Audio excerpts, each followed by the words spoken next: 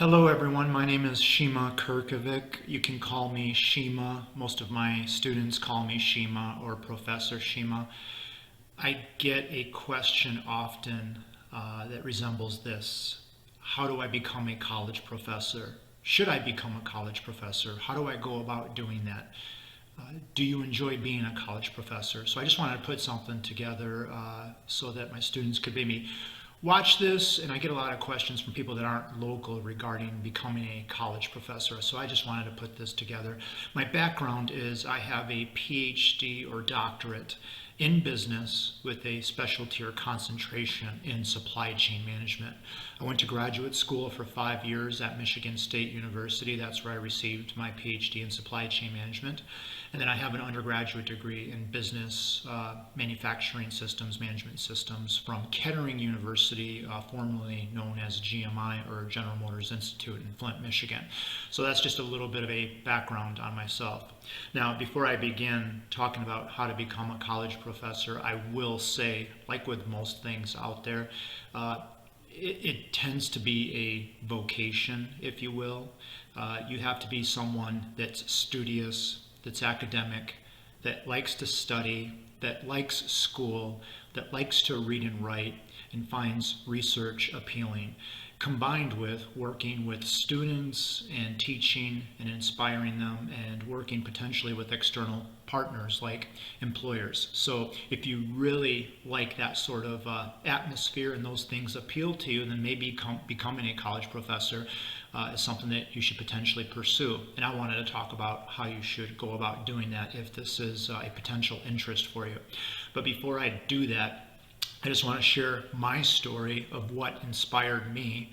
I was 19 years old and sitting in the classroom before class started. I was by myself in the room, and with most things in life, I tend to show up early to things. I like to be 5 to 10 minutes early to everything, and that kind of drives my wife nuts because she likes to show up on time or maybe 30 seconds late. So I showed up to class, I was early, and then the professor walked in, and it was just the two of us. He walks in, looks at me, and says, "You know what? You should become a college professor." And I stared at him and started to ask some questions, and he started to answer them. And the conversation maybe lasted 3 minutes in total. But during those 3 minutes, I was inspired enough to walk out of that class and kind of never look back. I was just relentless with doing my research and asking questions and looking into the details of how to go about becoming a college professor. And what's ironic is those 3 minutes inspired me to the point where it changed my life. But if you asked me what class I was in, who the professor was, what he looked like, what his name was, I honestly can't remember. But I remember the moment and being inspired to the point where I never looked back. And after that class, I just made it my mission to become a college professor. So that's my story. And now I'd like to move on and talk about your options and potentially how to go about becoming a college professor. Okay, first thing is this will be kind of geared towards people that want to become a college business professor, that want to get their PhD in business. However, I think for any of you out there that aren't interested in business, a lot of what I talk about might appeal to you and you might get something out of it. But first and foremost, something I want to say is I do not have a graduate degree in business. I do not have a master's degree in anything. When I applied to graduate school, and specifically a doctoral program, I only had an undergraduate degree in business. So the point I'm trying to make is if you want to get your PhD in business, you don't need a previous graduate degree. You don't need an MBA. You don't need a master's of science in something. Around half of the people that I went to graduate school with, actually well more than half, probably 75% of the people in a doctoral program will probably have a previous graduate degree, a master's of science, an MBA, or something to that effect. I want to say though that it's not necessary. If you pursue a PhD in business, a doctoral degree, what you're basically saying is, I'm pursuing an academic career. I'm probably not going into industry. I want a degree that prepares me for doing research, publishing, and also teaching. So I wanted to throw that out there, is if all you have is an undergraduate degree and you want to get a PhD, to some extent, you're kind of locking yourself into an academic career, because some employers out there in industry might not need someone with a PhD, or they don't want to pay a premium for someone with a PhD. Furthermore, a lot of the skill sets associated with a PhD are very different than are typically associated with a master's degree, master's of science in something, or an MBA. So again, if you are interested in an academic career and you think you want to be a college professor, then I would absolutely highly recommend that you get a PhD. Furthermore, if you want to become a college professor, about the only way you're going to get good job security and a good job offer is if you have a PhD. Yes, we have part-time faculty and we have adjuncts that only have a master's degree, but they also have less job security. They don't make as much. They teach way more, and the end result is a tenure track position in academia that requires a PhD tends to be a much better job than an adjunct or part-time faculty position that might only require a master's degree. So I think a question you have to ask is, do I want to be a college professor?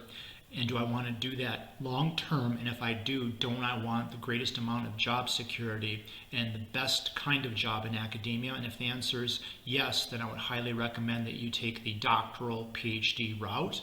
And again, if that's something that you've decided early on versus later on in life, then you don't need a previous graduate degree, and you can apply directly into a doctoral program with only an undergraduate degree under your belt. Okay, so let's say you want to get your PhD in business. What you have to do is also nail down a functional area like finance, accounting, human resources management, marketing, supply chain management. Then once you do that, you have to actually apply to doctoral programs. Schools that have graduate programs where you can get a PhD in this functional area. What I would recommend is that you apply to several schools, because chances are you won't get into most. Not because you're not qualified, but because most doctoral programs are based who they accept on funding, and they're only going to accept students that they can fully fund. So typically with doctoral programs, for example, when I applied to Michigan State University, they only accepted enough students that they could fully fund. So when they accept a doctoral student, they fully fund them. What they're basically saying is, hey, you're a PhD student, you're a doctoral student, you're going to get your PhD in business, and we're going to prepare you for an academic career. In other words, we're going to prepare you to become a college business professor. So what they'll do is they'll give you a stipend where they'll literally write you a check on a monthly basis. And they'll also waive your tuition. And what you have to do is basically go to school like any other graduate student would, but then you would also help faculty and professors with their research, collecting data, writing, and helping them teach. For example, actually lecturing, grading, and things like that. So a good doctoral program will only accept you contingent on them having the funding to fully fund you. So that includes a tuition waiver and a stipend. So the way I look at it is, when I got accepted to Michigan State University, it was a 5-year commitment, but Michigan State University told me, look, we'll pay you a monthly stipend, and this was over 20 years ago, and I was making close to $2,000 a month. And in my 20s, as a single person, that was fine with me back then. Then they also said, you won't pay for your tuition, so you'll take classes and you'll help faculty with their research and teaching. So when it was all said and done, I had no debt during those 5 years. And basically, they paid for my graduate education, and that was a 5-year process. When I say a 5-year process, it's a 5-year process. At least for a PhD in business, to graduate in a sooner amount of time, it's just not set up that way. You're kind of informally agreeing with that program that, look, I'm going to commit 5 years full-time, and it is full-time. When you take classes and you get a monthly stipend and you develop your research and teaching skills by helping faculty with their research and teaching, between your own classes and helping faculty, I would say I put in 50, 60, 70, 80-hour work weeks during a 5-year time period. Now, during those 5 years, during the first 2.5, 3 years, you're taking classes just like any other graduate student, but those classes again are focused on developing your expertise within the functional area that you're getting your doctorate in, but then also developing your teaching and research skills. So you're taking classes during those first 3 years, you take them, you get graded just like in any other class. Then upon completion of that coursework, you take your comprehensive examinations that basically tests you on all of your skill sets that you should have been learning during those first 3 years. So basically for me, that was an 8-hour exam, 1 day, based on 3 years worth of coursework. It was intense, it was a lot of stress, but in general, a lot of students tend to pass that because they don't set you up for failure. Typically, if you're going to fail in this process, it happens way before the 3-year mark and when you take your comprehensive examination. So those first 3 years, you take classes, you take an exam, you pass it. In the final 2 years, you're working on your dissertation or your thesis, where you're doing a big-ass research project that proves you know how to do research and publish, collect data, make sense out of the data. And with your thesis, you make a proposal that basically says, this is what I'd like to do my project on. Then the faculty decide, yes, that's a good idea, and you're ready, proceed. Then at the end of that process, you defend your thesis or dissertation, and the faculty say, okay, good work, you're done, you're finished. Here's your PhD.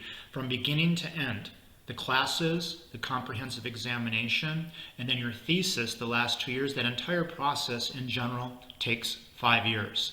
You're not going to get it done in 2, 3, or 4. The way it's laid out at most places is that's a 5-year process. Okay, one question that I get is, where should I get my doctorate from? In other words, where should I go to school? Where should I apply? I've always said at the undergraduate level, I don't think the brand and reputation and image of the school itself is a huge factor in becoming successful.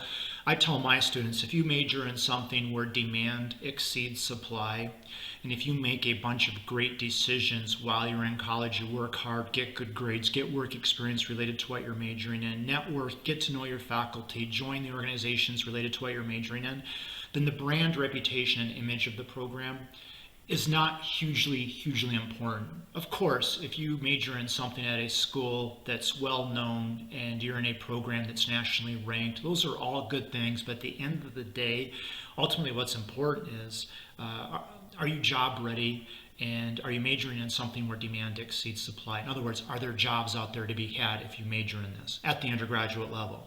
Now, at the graduate level, I will say it's kind of important that you focus a little bit on the brand, image, and reputation of the program, because think about this. You're going to get your graduate degree within academia, and then you're going to pursue a full-time tenure track career within academia. So when those other schools are looking at you and you're on the job market with your PhD, they're going to pay attention to the brand, image, and reputation of where you received your doctorate or your PhD.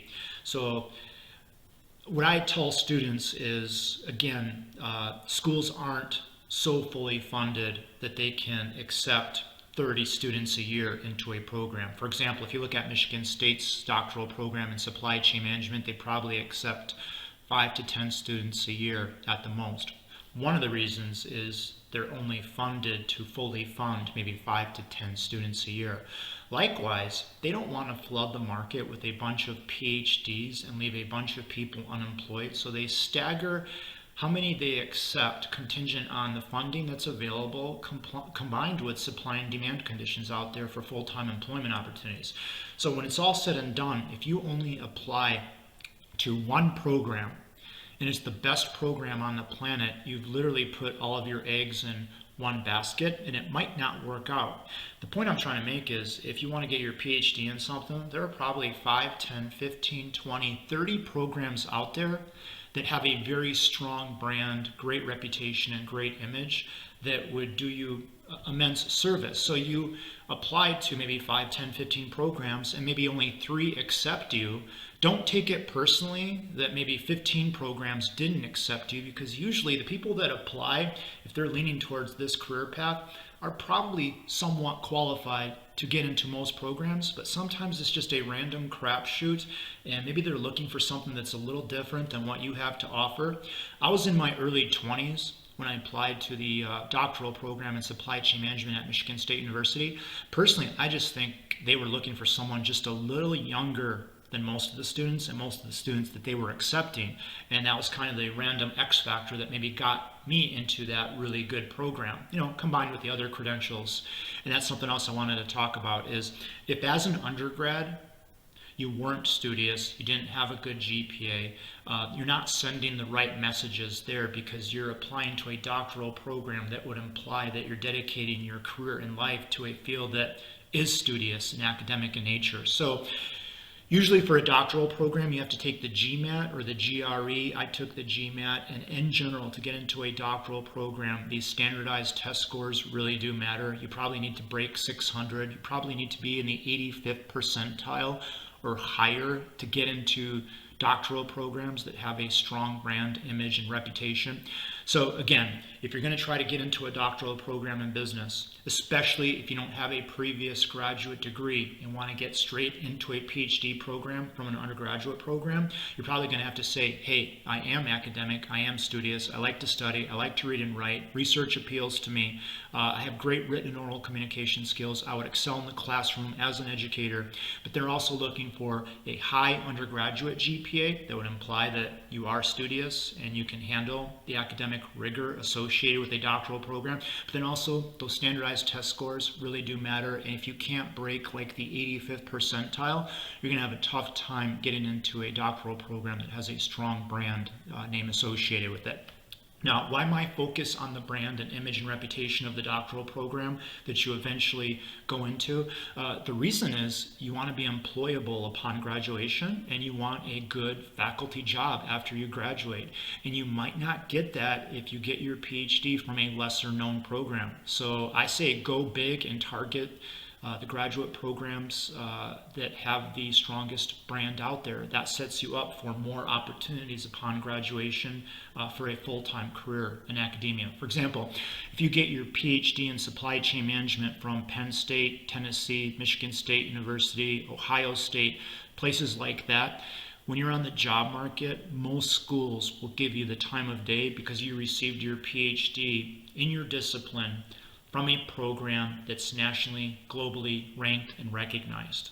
And that would serve you very well. So again, pay attention to the brand of where you apply and eventually where you end up, because I think it'll impact where you end up professionally with your full-time academic career. Okay, let's say you've applied to a doctoral program, you've been accepted, you've started, you took 3 years of coursework, you passed your comprehensive examinations, you defended your dissertation or thesis proposal, you actually collected the data, did the research, and then you defended your dissertation and you passed. In other words, after 5 years, you are a PhD, you are a professor, you're on the job market, you start to interview, and you start to look for faculty positions. The question becomes, where do you start your career off at? Now, I will say, if you get your PhD in a discipline from a school that's globally recognized, and the focus of that school is on research. In other words, if you get your PhD in supply chain management from a Big Ten school, they're going to train you hard and well on doing research and publishing stuff that impacts the field that you've specialized in.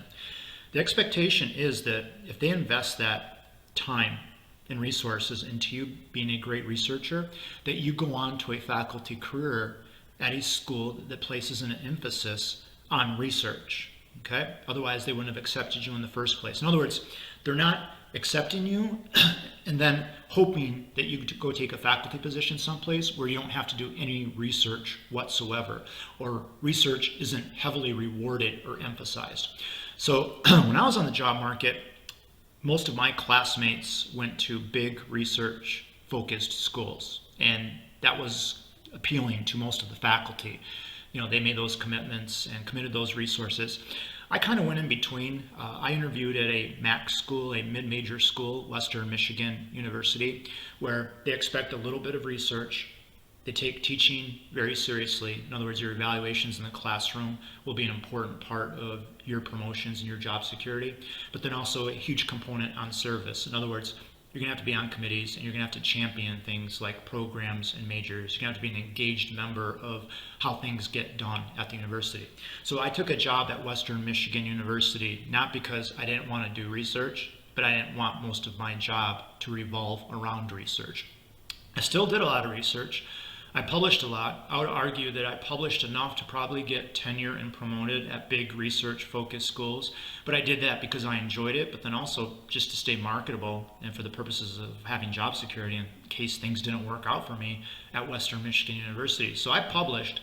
I loved teaching, and the reason I came to Western Michigan University was because I had a PhD in supply chain management, and I wanted to teach supply chain management classes to students that were majoring in supply chain management. So they just created a program, and I interviewed at Western Michigan University, and I found that part appealing. I received a job offer from a school in Midtown Manhattan, New York City, and they told me, hey, you're going to teach operations management classes. Then I asked, well, do you have an operations management major? And they said no. Then I asked, who would I be teaching operations management classes to? And they said, business majors that have to take the class as an elective or it's a required class, but none of them will be majoring in it.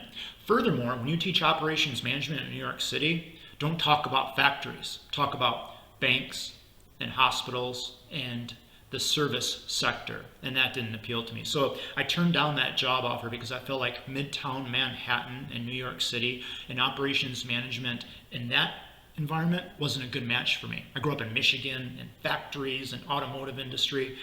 So I interviewed at Western Michigan University, and it just appealed to me. I like the balance, an emphasis on research, and you have to do research, otherwise you're not getting promoted, but not entirely dictated on research performance. So I love the teaching part of it, especially at the undergraduate level, especially in material that the students would actually be majoring in.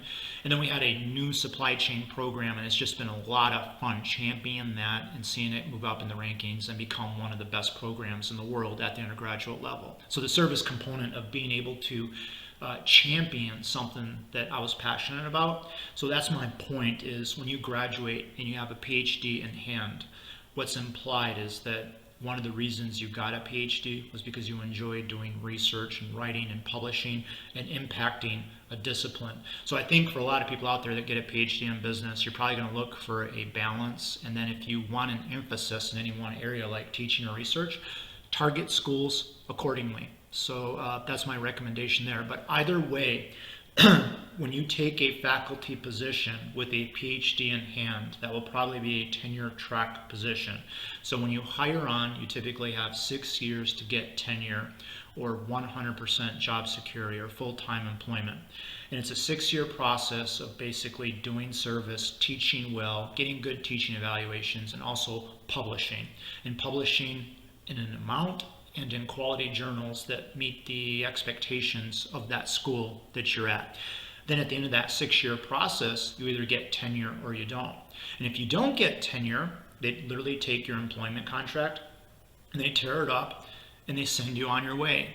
And typically what happens is if you don't get tenure at the place that you started, you're trying to get another faculty position, and that typically is at a place that's lesser than the place you were at previously. When I say lesser, what does that mean? Gosh, if you didn't do enough research at the place you were at, chances are you're getting a job at another school that maybe has lower research expectations than the place you were at previously. So I guess that's what I mean by that without being too offensive. But at the end of the day, you're getting your PhD in business so that you can get a tenure track faculty position, so that for 6 years you have the skill sets necessary to prove yourself, so that that school and your colleagues grant you tenure. And once you have tenure, you don't have to worry about job security. You have full-time employment, and then you can move through the rest of your career sleeping better, knowing that you have that job security, and then really doing the research that you really want to do that might take a long time, that might be controversial, or teaching in ways that are more creative, or doing service in ways where you don't have to spend as much time on research. These are all the advantages of getting tenure, is you can focus on your passions and the things that you're good at and not have to worry about potentially losing your job. Another question that I get is, hey, Shima, there are a lot of online classes and online degrees now, even from schools like Harvard and MIT. And then COVID hit, and now a lot of universities are really struggling and they're laying people off and such. So the question becomes, hey, it's 2020. If I get my PhD in business, will there actually be jobs for me after I graduate? In other words, can I get a good full-time tenure track faculty position? Let me say this. In general, there is a high demand for PhDs in business, okay? Especially if you graduate from a doctoral program that's a high brand program. In other words, if you ask me, will you get a job if you graduate with a PhD in business, if you graduate from a doctoral program from, say, a Big Ten school, for example? And I would say absolutely. Okay. Now, if you graduate from a lesser known program that's not known for developing strong teaching and research skills per se, then maybe the job market might not be as lucrative and maybe there would be some risk associated with that process. But I think that risk has always been there when you get your PhD from a program that doesn't have a strong national or global brand. Now with this whole COVID thing and more online education and classes, I understand the concerns out there, but let me throw this out there. In general, demand for PhDs in business exceeds supply. Furthermore, if you look at most of the faculty out there in business colleges, don't quote me on this, but I'll bet you over 25%, maybe close to half of all faculty PhDs in business are over the age of 60, and a very significant percentage of them are over the age of 70. That's definitely the case in the business college that I teach within. My point is that the baby boomers, the largest segment of America's workforce and population, are right now in the process of retiring and or dying off just because they're getting older, they're in their 70s and such. So my point is, I think if you get your PhD in business from a high brand school, you love what you do and you're really good at what you do, I don't see universities and colleges disappearing, and I don't see the need for faculty positions disappearing, even tenure track positions where an emphasis is placed on research. Now I will say this, where I work, we might have 5 faculty retire. Do we replace all 5 faculty? No, we can't afford to. So we might replace 2 or 3.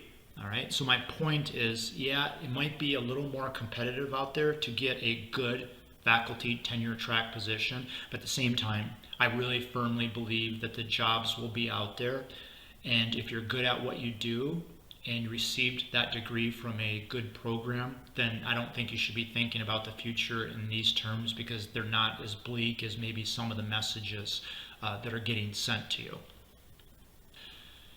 Okay, the other question I get is, if I get my PhD in business and I graduate from a good doctoral program and I get a tenure track faculty position and I even get tenure where I have like good job security, can I have a good quality of life and standard of living in academia?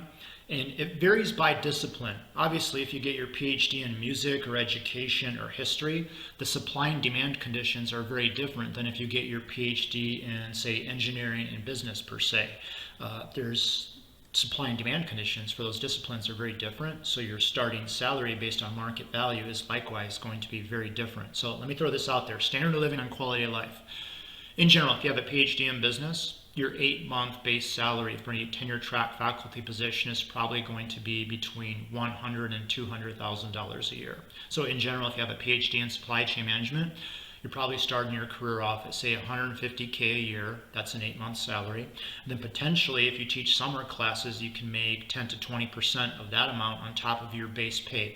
My point is, you can make about $200,000 a year being a professor in business, which is a fine living, but just keep in mind too that moving forward, even though you start your career at what's called market value based on supply and demand conditions, moving forward you're going into academia, not industry. So you're not going to be doubling your salary every 5 to 10 years.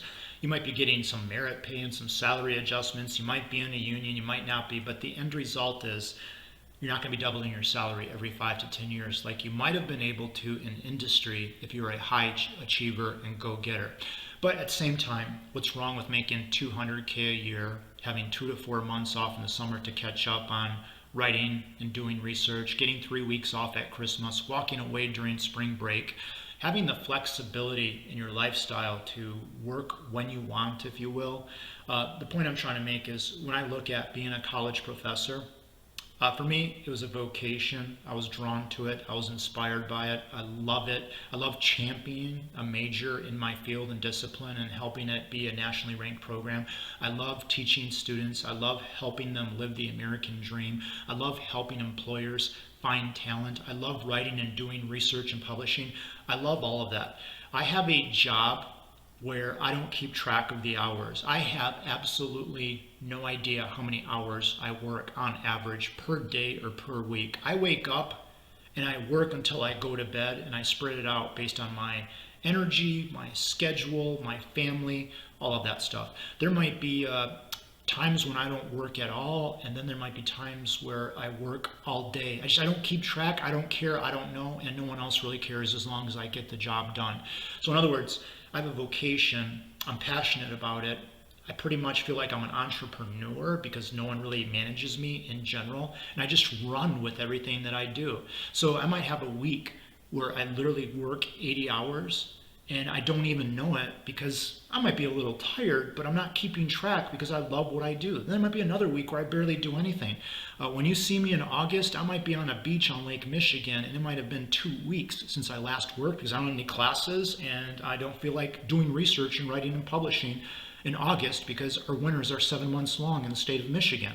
But in the dead of winter, I might be putting 80-hour weeks because there's nothing else to do, and I love what I do. So my point is, there's not going to be probably another career path out there where you have as much flexibility and freedom as you do as a college professor, especially when you get tenure. So I just want to throw that out there as well. For a PhD in business, you can earn a phenomenal living, pay the bills. The benefits typically are very, very competitive and very good, if not better than what typically you get from companies in industry.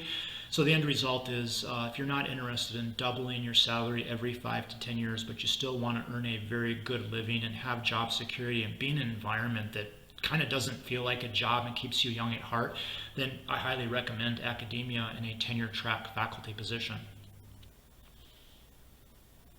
Okay, I'm going to try and wrap it up. I think if you want to be a college professor, you should do it, and you should ignore some of the noise that's out there, for example, regarding COVID and funding and job opportunities. I really feel like the stuff isn't going away. The people that are most impacted, again, if all you have is a graduate degree, an MBA or a Master's of Science, and you're an adjunct professor, a part-time professor, a guest lecturer, that sort of thing, those jobs typically don't come with a lot of job security. But if you take the doctoral route, I still think if you're good at what you do and you love what you do, those opportunities will be out there and they'll be ample. You just might have to be more strategic about it than maybe people in the past have, because times have changed. Universities aren't as fat as they used to be, and they can't afford to be. So there will be cutbacks and there will be downsizing, but that doesn't mean if you're great at what you do that you can't be successful and just enjoy a lifestyle and career path that I think has been one of the single best blessings of my life. So moving forward, feel free to reach out to me. If there's anything within this discussion that you like more details on, please let me know. I'd be more than happy to get on the phone with you, email with you. I would love to mentor and coach you and give you any advice that I can on any of this. But again, I think you know if this feels like it could be a vocation, and if that's the case, then run with it. I'll throw this out there. When I was in graduate school in the mid-90s and I decided to get my PhD in supply chain management, American industry was still highly vertically integrated. When I went into this, the writing was on the wall. I will probably get a job after I graduate, a faculty position, but it probably won't be a very good one. It won't pay well. Demand wasn't high and supply was very high. Then while I was in graduate school, supply chain management exploded. Companies became less vertically integrated. They started outsourcing more and more of their needs. And then all of a sudden, supply chain programs started to develop, and there was a huge demand where demand actually exceeded supply of PhDs in supply chain management. The point I'm trying to make here is I made the decision to go do something knowing that I might not be able to get a job, and if I do, it wouldn't be a great job. It wouldn't be a great paying job, and there might not be a lot of job security associated with it because I wanted to specialize in something where demand wasn't very high. I just said, I love this, and I feel like I'll be able to pay the bills and get by, and that was going to be good enough for me. In other words, I was making a decision not based on money and job security. I just wanted to do something that I loved. The end result is that I think anytime you do something that you love and you're very, very, very good at it, I think the other things will fall into place. And for me, they did, and thank goodness they did, obviously, because I can earn a good living and do what I love to do. But again, my point is, I don't think you even have to worry about any of that stuff. If you decide to get a PhD in business, in general, currently and moving forward, I really, really feel like the job climate is going to be very favorable, especially if you're great at what you do and you received your graduate education from a program that's very good at teaching you the things that you need to know to be a great professor. And if you do that, I don't think you should have any doubts or hesitation and move forward with what you're passionate about. Thank you.